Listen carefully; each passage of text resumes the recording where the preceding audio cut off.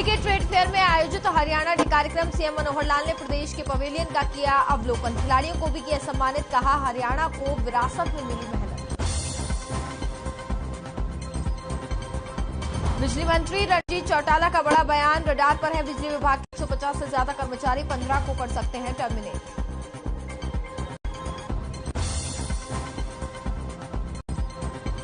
भिंड में भूपेंद्र सिंह हुड्डा ने किया शक्ति प्रदर्शन, सांसद दीपेंद्र हुड्डा, गीता और रघुवीर कादियान समेत कई विधायक रहे मौजूद। कांग्रेस चला रही विशेष विपक्ष आपके समक्ष कार्यक्रम। गुरुग्राम में पेश की गई एकता की नई मिसाल, श्री गुरु सिंह सभा को मुस्लिम भाइयों से अपील, कहा गुरुद्वारों में कर सकते हैं नमाज अदा।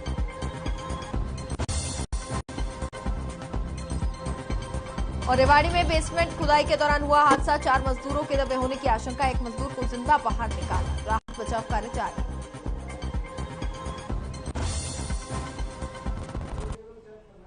तो चलिए इस वक्त की बड़ी खबर आपको बता दें, गुरुग्राम से मिल रही है बड़ी जानकारी आप तक पहुंचा रहे हैं, जहां फर्जी दस्तावेज बनाने का आरोप लगाया जा रहा है। इस पूरे मामले पर 2 आरोपियों को गिरफ्तार किया गया है। पुलिस इस मामले की जांच में जुटी हुई है। बड़ी जानकारी है गुरुग्राम से मिल रही है, जहां सीएम उड़न दस्ते की बड़ी कार्रवाई है। 2 युवकों को गिरफ्तार कर लिया गया है। बताया जा रहा है कि फर्जी दस्तावेज बनाने का आरोप है। पुलिस मामले की जांच पड़ताल फिलहाल कर रही है। तो बड़ी खबर गुरुग्राम से मिल रही है, जहां सीएम उड़न दस्ते की ये बड़ी कार्रवाई के तौर पर देखा जा रहा है। इस मामले में 2 युवकों को गिरफ्तार कर लिया गया है। बताया जा रहा है कि फर्जी दस्तावेज बनाने का आरोप लगाया जा रहा है। पुलिस मामले की जांच में फिलहाल जुटी हुई है। तो गुरुग्राम से जानकारी आप तक पहुंचा रहे हैं। इस पूरे मामले में आपको बता दें कि 2 युवकों को गिरफ्तार कर लिया गया है। आगे इस मामले में पुलिस गहनता से जांच पड़ताल कर रही है। सीएम उड़न दस्ते की ये बड़ी कार्रवाई के तौर पर देखा जा रहा है। गुरुग्राम से जानकारी मिल रही है।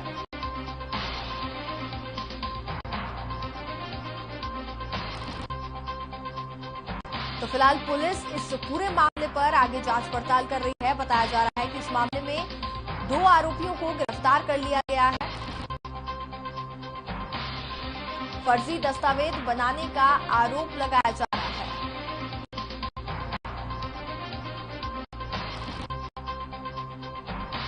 सीएम फ्लाइंग टीम की ये बड़ी कार्रवाई है। फर्जी दस्तावेज बनाने का आरोप लगाया जा रहा है। फ्लाइंग टीम ने 2 युवकों को गिरफ्तार कर लिया है। 2 युवकों को इस पूरे मामले में हिरासत में ले लिया गया है। सीएम फ्लाइंग टीम की ये बड़ी कार्रवाई है। फर्जी आधार पैन कार्ड बनाने वाला आरोपी फिलहाल गिरफ्तार हो गया है। फ्लाइंग टीम ने 2 युवकों को गिरफ्तार किया है।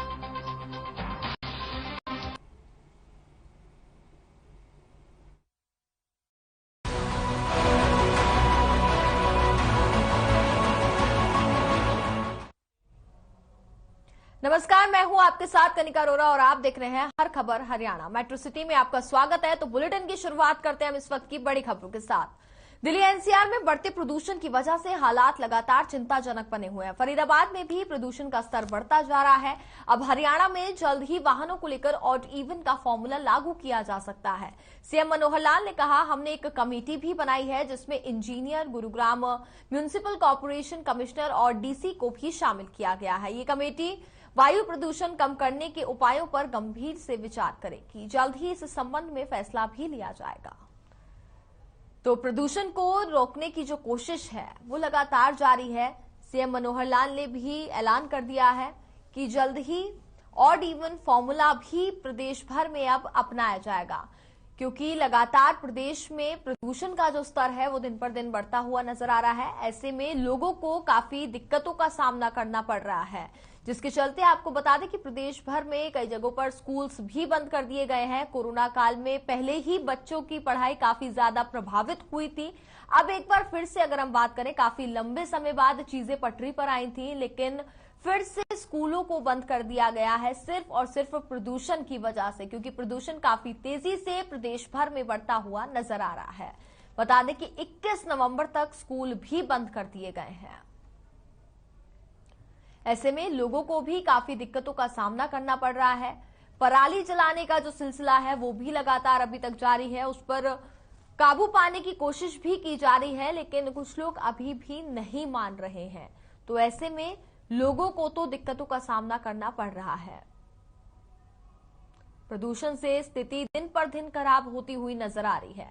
फरीदाबाद से कुछ ये तस्वीरें हम आपको दिखा रहे हैं, जिसमें आप साफ तौर पर देख सकते हैं कि चारों ओर सिर्फ धुंध ही धुंध नजर आ रही है। लेकिन इसे धुंध नहीं कहेंगे, ये पॉल्यूशन है। प्रदूषण काफी तेजी से बढ़ता हुआ जा रहा है। ऐसे में लोगों के लिए ये काफी ज्यादा दिक्कत का सबब बना हुआ है।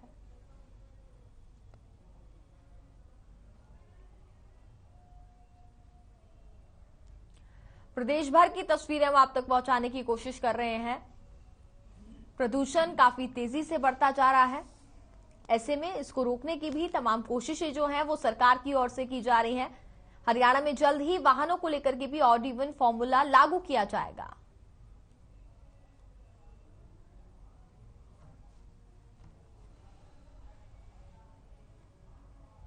और इसी खबर पर हमारे साथ ज्यादा जानकारी के लिए हम बात करते हैं पूजा शर्मा, ब्यूरो चीफ इस वक्त हमारे साथ जुड़ गए हैं। उनका मैं रुख करूंगी। पूजा, देखा जाए तो प्रदेश भर में दिन पर दिन जो स्थिति है वो खराब होती हुई नजर आ रही है। लोगों के लिए काफी ज्यादा दिक्कतें बढ़ती हुई नजर आ रही हैं। और ऐसे में कोरोना काल के बाद अगर हम बात करते हैं तो बच्चों की जो पढ़ाई है वो एक बार फिर से प्रभावित होती जा रही है। आखिरकार इस पर कैसे रोक लगाई जाएगी?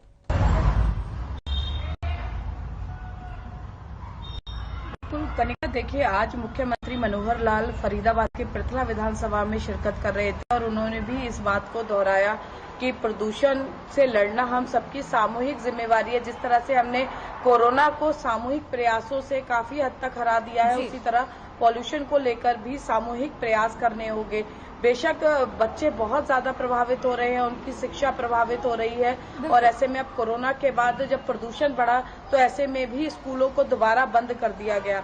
उद्योग जो है वो पहले से ही कोरोना में त्रासदी झेल रहे थे और प्रदूषण के चलते उद्योगों को भी 22 नवंबर तक सशर्त जो है जिस श्रेणी में उद्योग आते हैं उन पर लॉकडाउन लगा दिया गया 1 हफ्ते का।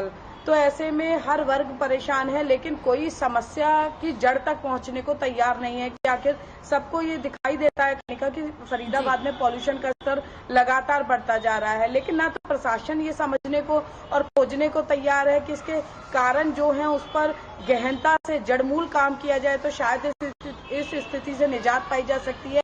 न आम आदमी शिकायतों को छोड़कर जो कारक है पॉल्यूशन के उस पर काम करने को तैयार है।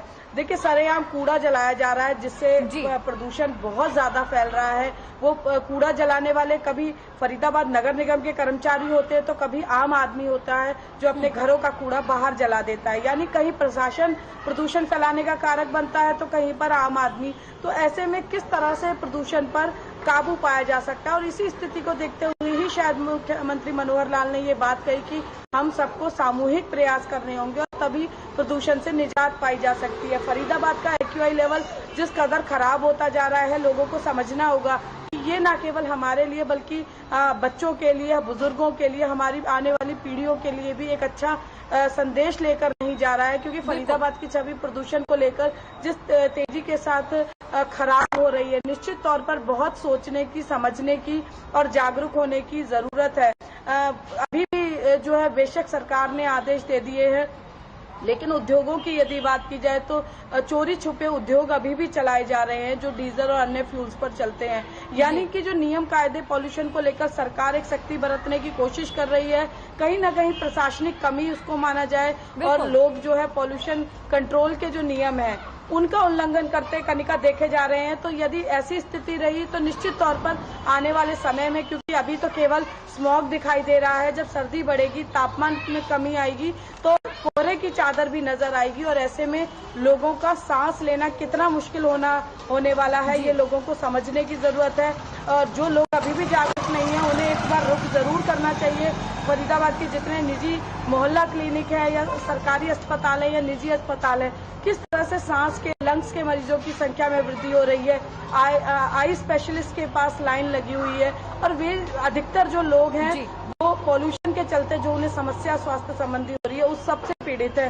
तो आंख खोलने की जरूरत है और जागरूक होने की जरूरत है। केवल शिकायतों का पिटारा खोलने से या किसी के सिर ठीकरा फोड़ने से कनिका पॉल्यूशन का निवारण नहीं किया जा सकता है। ये जब तक लोग नहीं समझेंगे तब तक स्थिति यथावत बनी रहेगी। और जिस तरह से फरीदाबाद की आबोहवा जहरीली होती जा रही है, अगर अब भी लोगों ने नहीं कोई सकारात्मक कदम और प्रयास किए तो आने वाला समय और भी भयावह हो सकता है। बिल्कुल पूजा, बिल्कुल ठीक कहा आपने। जैसा कि हमने कोरोना काल में भी देखा था, लोग कहीं ना कहीं मानने को तैयार नहीं होते थे, अपने घरों से बाहर निकल रहे थे, मास्क नहीं लगा रहे थे। ऐसे में कोरोना कितनी तेजी से फैला ये हम सब ने देखा है। वहीं अब प्रदूषण की भी अगर हम बात कर लेते हैं तो प्रदूषण भी काफी तेजी से बढ़ता जा रहा है। ऐसे में सरकार तो तमाम प्रयास कर रही है, सरकार ने उद्योग बंद कर दिए हैं, लेकिन वहीं पराली जलने का जो सिलसिला है वो भी लगातार जारी है, इस पर कार्रवाई भी की जा रही है, लेकिन आखिरकार इस पर रोक क्यों नहीं लग पा रही है? प्रशासनिक कमी भी साफ तौर पर पूजा देखी जा रही है।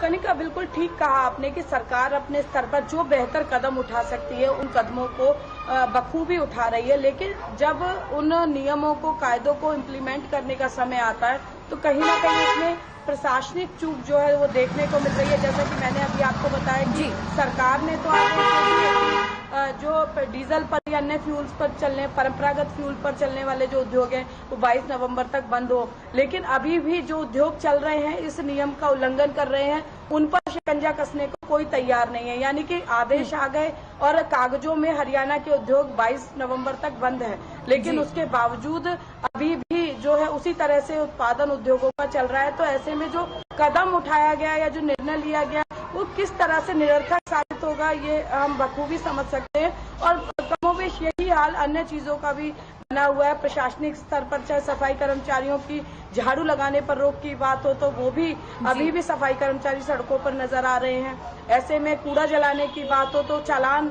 जो है उसकी प्रक्रिया है, लेकिन वो भी कहीं ना कहीं ढिलाई उसमें नजर आ रही है। और इस सबके पीछे एक कारण केवल प्रशासनिक लापरवाही ही नहीं है, एक बहुत बड़ा मुद्दा यहाँ पर कर्मचारियों की कमी का भी है।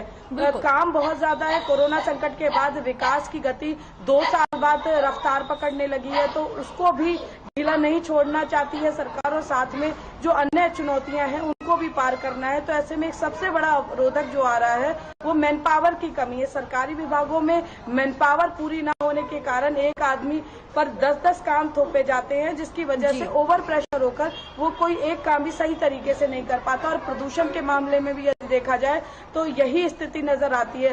जो कर्मचारी जो काम करने की इच्छा शक्ति नहीं रखते, उनको एक बड़ा बहाना मिल जाता है कि वे ओवर प्रेशर रहते हैं, काम का अतिरिक्त बोझ के चलते वो प्रॉपर तरीके से नियमों का पालन नहीं करवा पा रहे। तो लेकिन कनिका, कारण चाहे जो भी हो, खामियाजा हमें ही भुगतना पड़ रहा है। शहर हमारा है, शहर के लोग हमारे हैं, तो हमें ये सोचना होगा कि शहर के प्रति जिम्मेवारी भी हमारी बनती है। तो हर एक व्यक्ति यदि ये सोचे और अपने घर से शुरुआत करे, खुद जागरूक हो, अपने गली मोहल्ले से जागरूकता की शुरुआत करे प्रदूषण को रोकने में, तो निश्चित तौर पर एक प्रदूषण को लेकर एक जंग अगर हम कहें इसे कि लड़ी जा सकती है और हम इसमें सफल साबित होंगे तो अतिशयोक्ति नहीं होगी। बिल्कुल, तो सरकार की तरफ से तमाम प्रयास पूजा किए जा रहे हैं, लेकिन जैसा कि जानकारी आपने दी, इस पॉइंट को भी नोटिस किया जाना चाहिए कि आखिरकार मैन पावर की भी जो कमी है वो देखने को मिल रही है, इसको भी दूर करना बहुत जरूरी होगा। फिलहाल बहुत बहुत शुक्रिया आपका तमाम जानकारी के लिए। खबरों में आगे बढ़ते हैं। साइबर सिटी गुरुग्राम में श्री गुरु सिंह सभा ने गुरु पर्व से पहले भाईचारे की एक मिसाल पेश करते हुए अपील की है कि अगर मुस्लिम भाई चाहे तो कोविड नियमों के तहत गुरुद्वारों में जुमे की नमाज अदा कर सकते हैं। श्री गुरु सिंह सभा के प्रधान शेरगिल सिद्धू ने कहा कि ये हमारी पहली कोशिश नहीं है, इससे पहले भी अमृतसर के हरमंदिर साहिब में नमाज अदा की जाती रही है। तो एक अनोखी मिसाल यहां पर पेश की गई है। श्री गुरु सिंह सभा की अपील की गई है कि मुस्लिम्स यहां पर आके जुमे की नमाज भी अदा कर सकते हैं।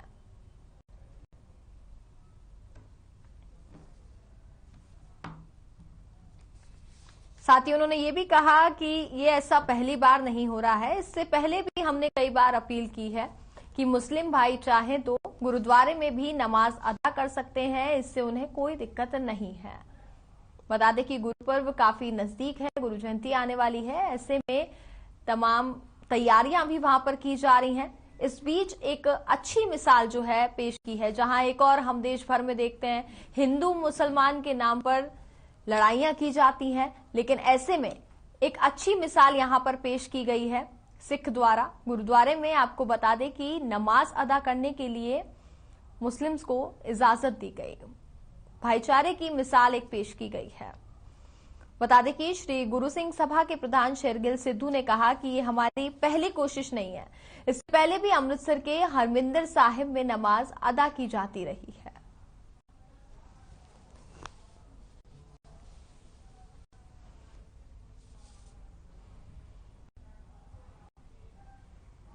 इस खबर पर ज्यादा जानकारी के लिए संवाददाता मोहित कुमार इस वक्त मेरे साथ लाइव जुड़ गए हैं।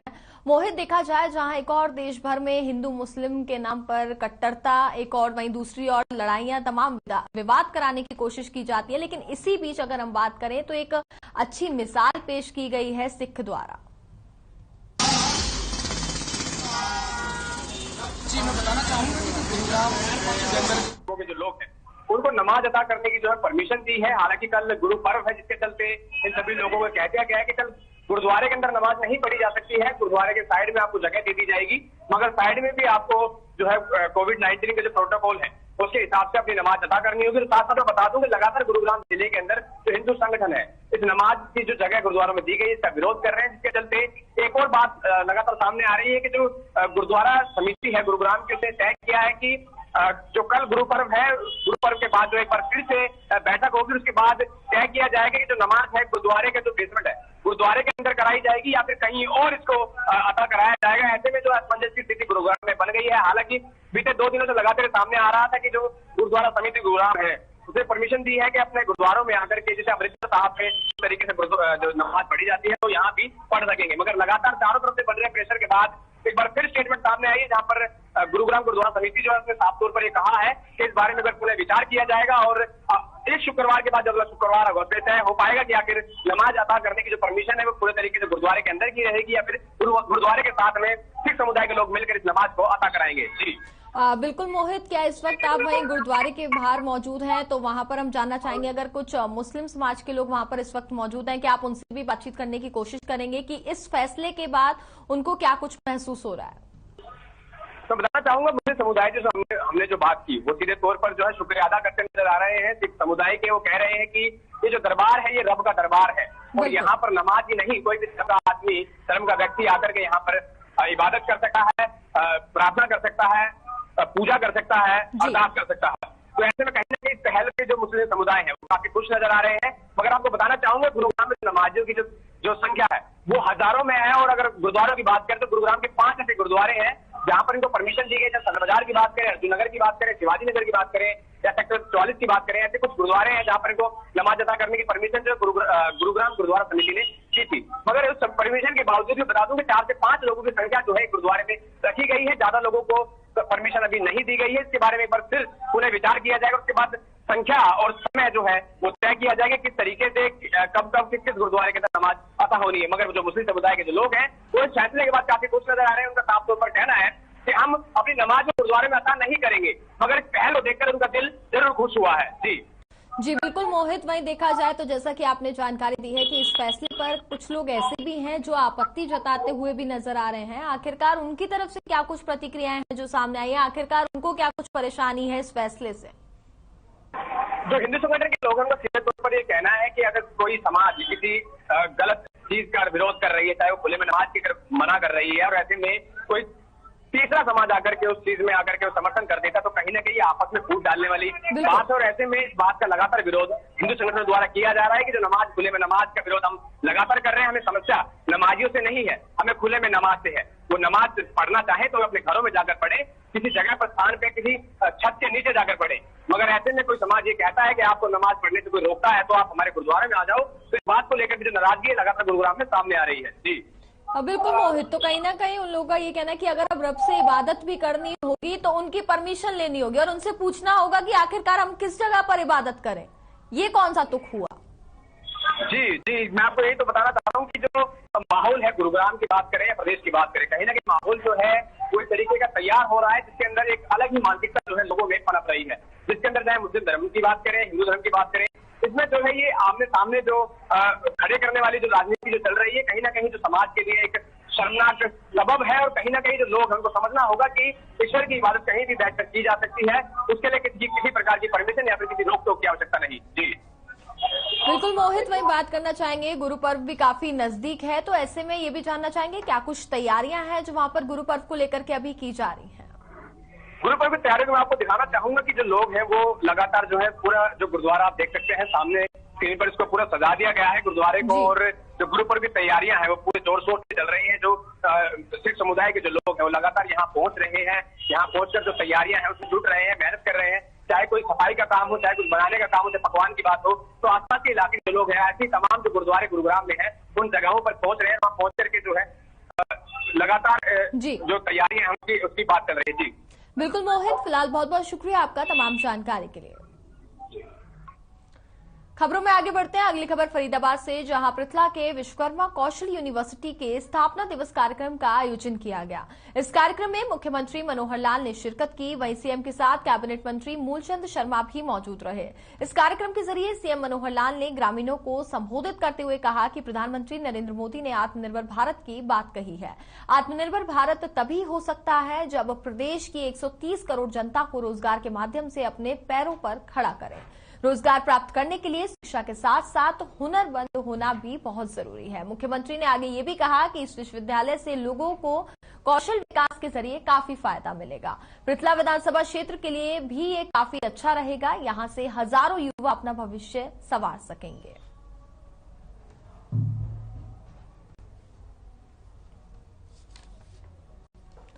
तो फरीदाबाद से जहां हम आपको तस्वीरें भी दिखा रहे हैं, पृथला के विश्वकर्मा कौशल यूनिवर्सिटी के स्थापना दिवस कार्यक्रम आयोजित किया गया।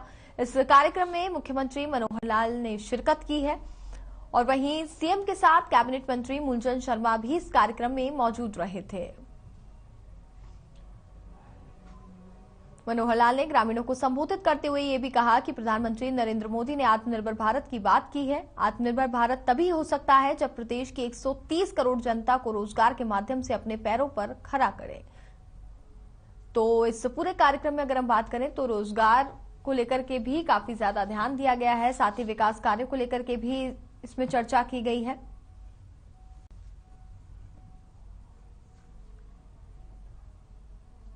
जो कल्पना की गई थी इस कौशल विश्वविद्यालय को बनाने की, अभी भी पूरा बना नहीं है, इसका काम चल रहा है। लेकिन फिर भी कुछ लोग, हमारे छात्र युवा कौशल प्राप्त करके और यहां से निकल रहे हैं, काफी आज भी बैठे हैं। उनके चेहरे पर मैं तेज इस प्रकार का देख रहा हूं, जिनके अंदर एक आत्मविश्वास झलक रहा है कि हम यहां से कुछ सीख करके अपने जीवन यापन की दृष्टि से, निर्माण की दृष्टि से अपनी भूमिका, अपना योगदान। सीएम मनोहर लाल ने कहा कि तहसील में अब तहसीलदार के अलावा एसडीएम और सीटीएम भी जल्द रजिस्ट्रेशन कर सकेंगे। सीएम ने यह भी कहा कि पहले से वर्षों से बनी अवैध कॉलोनियों को नियमित करने के लिए पोर्टल खोला गया था, जिस पर प्रदेश में लगभग 1200 कॉलोनियां रजिस्टर हुई हैं। उनको नियमानुसार नियमित करने के बाद बची हुई पुरानी कॉलोनियों को रजिस्टर करने का मौका दिया जाएगा और पोर्टल दोबारा खोला जाएगा। इन सभी को विकास शुल्क जमा करवाना पड़ेगा।